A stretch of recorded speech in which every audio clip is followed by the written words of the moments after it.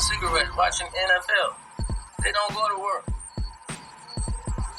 You don't need that work. You don't need that kind of job. You don't want to do it. I'll do it. Yep, that's a Haitian migrant calling us out, saying it's our own fault he's in Pennsylvania. That was wow. I don't even know where to start with this report, but that seemed like a good way to get your attention. So in case you're not aware, migrants from the poorest countries in the world are entering our country with mysterious large sums of money, and they're overwhelming our small towns. And it's getting worse. And it's coming to your small town too, if you vote to keep the borders open. This is little Charleroi, Pennsylvania. So I came up here to follow up on a report that I did in Springfield, Ohio the week before. After I talked to residents there about their Haitian invasion, a lot of people reached out to me from Pennsylvania. They said, Nick, it's happening over here too. So I thought, okay, let me pack my stuff and go up there and see what's going on. And what the damn hell, y'all? I think I stumbled into a future Netflix docu-series. But before I even get to the residents here are pissed off part, or the this is the future of our country part, I need to tell you about all the drama here. And it is deep and it is scary. I guess when you come to a small town to figure out what's going on, it's all about who you talk to. I think I talked to the right people. So Charleroi is a teeny little town in southwestern Pennsylvania. The place looks no different than it does in a lot of the Appalachia region. It's a crumbling town that's seen far better days.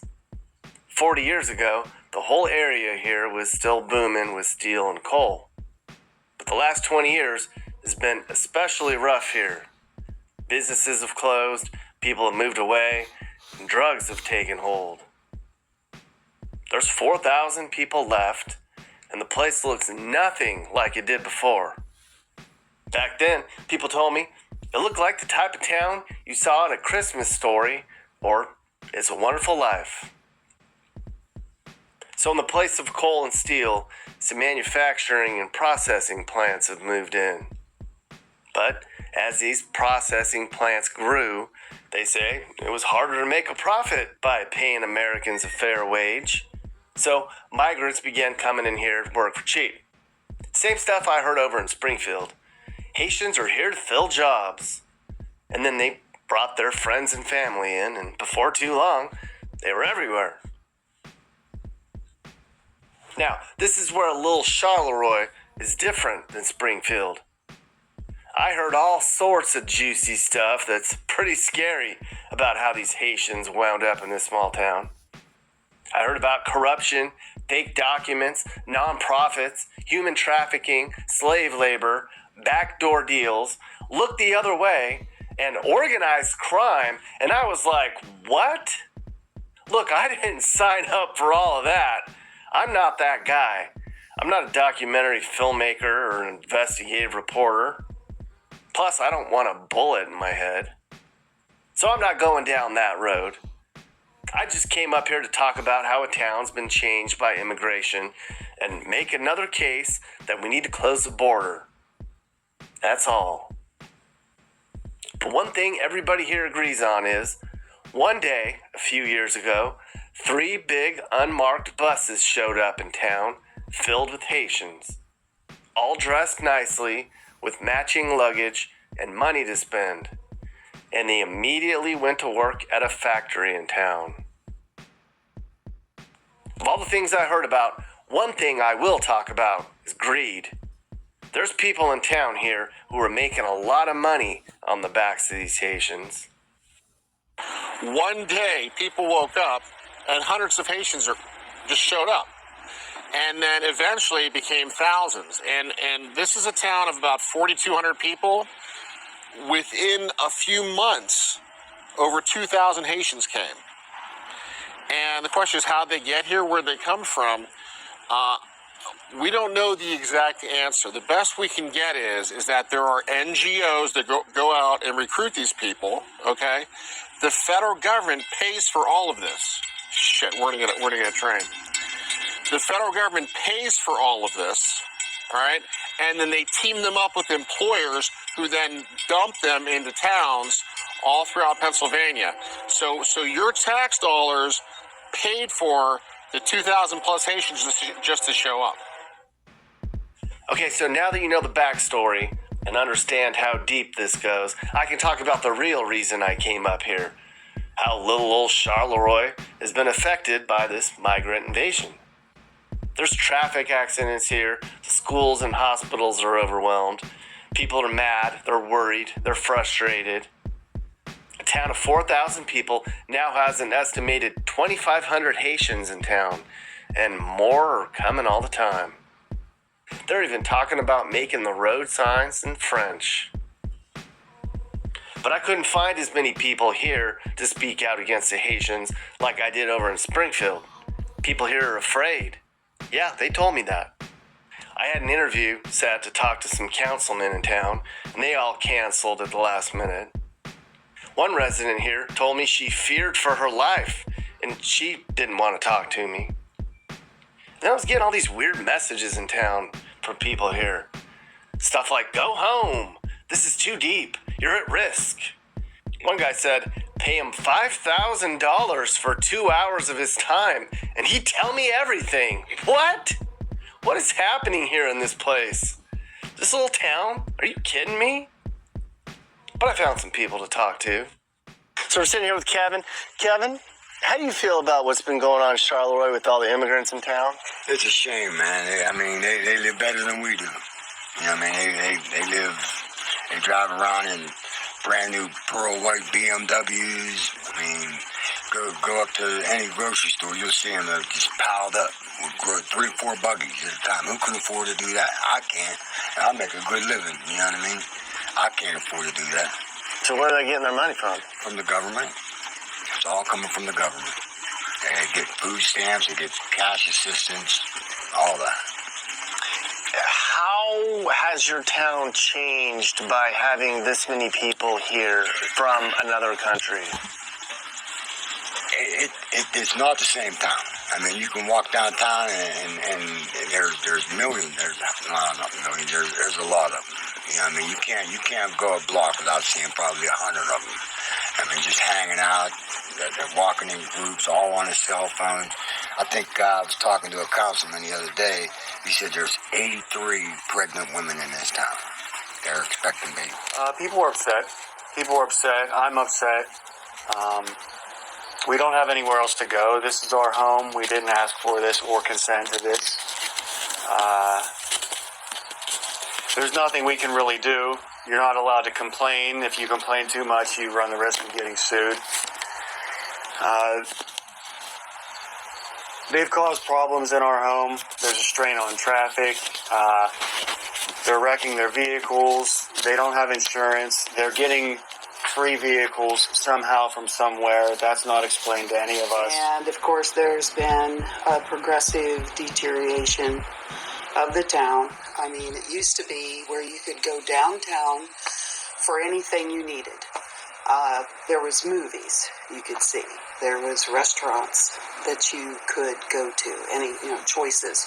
There were shops, lots of shops, shoe stores, and things of that sort. And, I mean, it was nothing for our kids to run around, and we let them go, like if there was a group, and they could walk around, go down to the park, and all those kinds of things. And that has drastically changed. How has the immigration surge changed your town? I think that every person that had the smallest amount of racism in them is booming out now.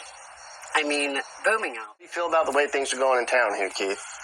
Well, I have mixed feelings. I'm angry and I'm concerned. There's a lot of problems going on, and some are made up, and a lot of them nobody's even talking about. I'd like to see what is our government using our tax dollars for to aid the illegal immigrants, illegal aliens, whatever you want to call them. Maybe some of them have been here long enough that they have citizen status. But, it's like everything's in the dark. Everything should be full disclosure.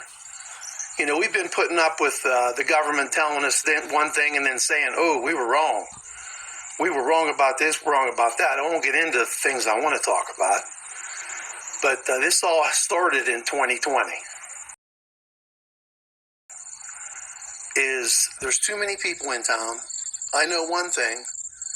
The occupation for a house is way higher than the legal limit.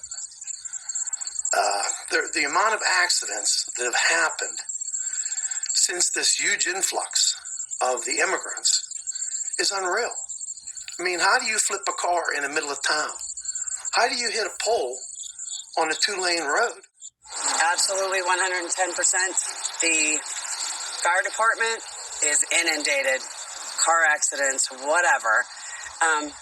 We don't have the resources in town to have all these people. Why are they here? What's the reason? I don't know. Here's what I can tell you. It's an educated speculation, an educated guess.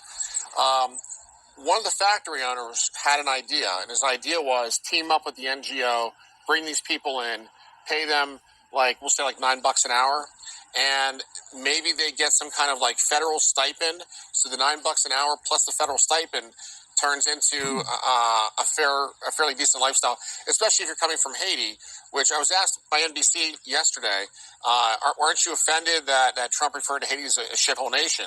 And I said, Haiti is a disaster. I believe the leader of Haiti, his nickname is Barbecue, and it's not for a good reason, okay? As far as swinging the vote goes, I don't know the answer to that. What I can tell you is that this was a Democratic county for the last 60, 75 years, all right? 8 years ago, for the first time ever, we won the county, us Republicans. And I was one of the people that helped engineer that victory. Now we are at plus, I want to say 15,000. The Democrats will never control Washington County ever again. Now, if you legalize the Haitians, they're still not going to overcome that 15,000 vote margin. The question, though, is the Democrats really care about the county or they care about the state? What I honestly think is that if you want my honest opinion about how it really works, again, I don't know this. This is just speculation. I think when they come across the border, they get Obama phones. And I think the Obama phones give them instructions. You have to go here, you have to go there, you have to register here, you have to register there. And I think there is a plan. And I think the ultimate plan is dump these people into swing states, and eventually they get legalized or whatever else. And eventually, it's a mathematical formula that they have. But if they can control enough swing states, and again, it's not necessarily if they vote or not, it's about these fraudulent voting models that are created. And again, Philadelphia is the key to it. Is there a scenario in Philadelphia that they can create in order to say that they have enough votes? So Trump's up 75,000 votes on election night. Can they come up with a number in Philadelphia? 100%, 101%, 102%. Okay, Trump loses 90-10, 91-9, 92-8. They will play with the numbers, and that's why they needed more time the last time. They needed more time because they thought they were going to win, and Trump had an overwhelming victory. So they had to come up with numbers, and then those numbers get presented.